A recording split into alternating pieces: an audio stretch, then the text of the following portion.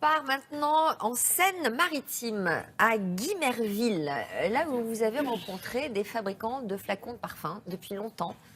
Alors, vous savez pourquoi je vous en parle ce matin? Parce que 70% du flaconnage mondial de luxe est fabriqué à Guimerville, dans une vallée normande. Ça va? Tout le monde est... Et cette vallée, figurez-vous qu'elle s'appelle la Glace Valley. Et parce que sont regroupées là vraiment de nombreuses usines qui fabriquent du flaconnage aussi bien pour le parfum que du flaconnage pharmaceutique. Et puis du coup, je me suis dit, c'est Noël, mais on peut frimer quand même en disant, moi je sais comment est fabriqué le flacon du parfum que je t'offre. Donc nous sommes allés dans une très très belle usine où les gens sont fiers et contents de fabriquer dans leur région et d'avoir un job. Regardez. Bienvenue à Guimerville, en Seine-Maritime, au cœur de la vallée de la Brelle, où sont regroupées des entreprises verrières très spécifiques. Elles sont cachées au cœur des bois et des fougères. Ici, le verre est roi. Nous voici devant l'une des usines de la Glace Valley. Bah oui, la vallée du verre. Ici, on fabrique des flacons, mais de luxe. Cette vallée abrite 70 entreprises avec 7500 salariés et produit 70% du flaconnage de luxe mondial. Les fabriques de verre sont installées ici depuis le XVe siècle, plus exactement depuis 1623, pour cette usine créée par la famille Pochet. Alors, comment ça marche?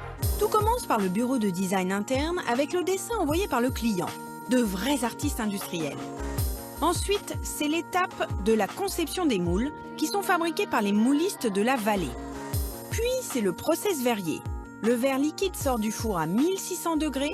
Il arrive dans le moule ébaucheur qui fait la forme extérieure et ensuite passe dans le moule finisseur pour la forme intérieure. Le verre est rebrûlé pour être plus pur. Ensuite, il passe dans une arche de recuisson qui le fait baisser en température.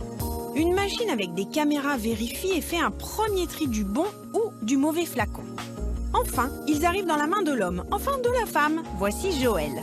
Moi, mon métier, c'est choisisseuse, donc je trie les flacons qui arrivent sur les tapis. Vous retirez le flacon qui n'est pas bon. Voilà. Est-ce que c'est important pour vous de travailler dans une usine qui est sur un territoire et qui, justement, crée de l'emploi sur ce territoire? Oui, c'est très important. Surtout nous, ici, dans la vallée de la Brelle, c'est une importance capitale, quoi. On a l'impression que cette usine est quand même dans la transmission. Oui, parce qu'on a des petits jeunes qui arrivent et il faut les former. Alors, je ne suis pas très jeune, mais est-ce que vous pouvez m'expliquer quand même comment on fait et est-ce que je peux faire avec vous? Oui, tout à fait. On regarde là, c'est ça, oui. comme ça, là comme ça, là, le pli, hop, pour moi. A priori, là, ça va. Je dirais qu'il est bon. Bon, oui. Et puis, ces flacons sont expédiés pour les finitions.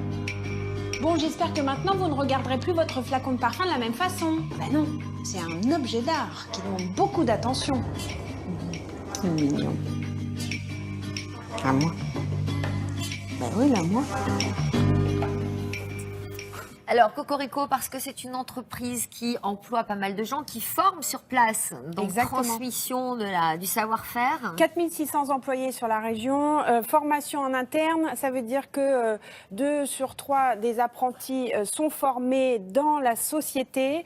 Ça veut dire que du coup, il y a aussi de l'embauche dans le territoire, que ça reste sur ce territoire. Alors, vous voyez, pour qu'on comprenne bien, donc le flacon, il va être envoyé ensuite dans d'autres usines et vont être faits à la fois le bouchon, la marque, etc.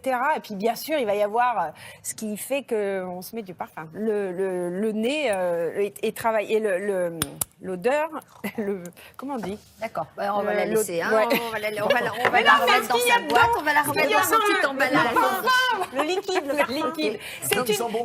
C'est une entreprise labellisée EPV. Ça veut dire que c'est une entreprise qui défend un savoir-faire en France, un savoir-faire ancien, mais aussi technologique. Voilà. Très bien. C'est Merci beaucoup. Bonne journée. Merci à vous.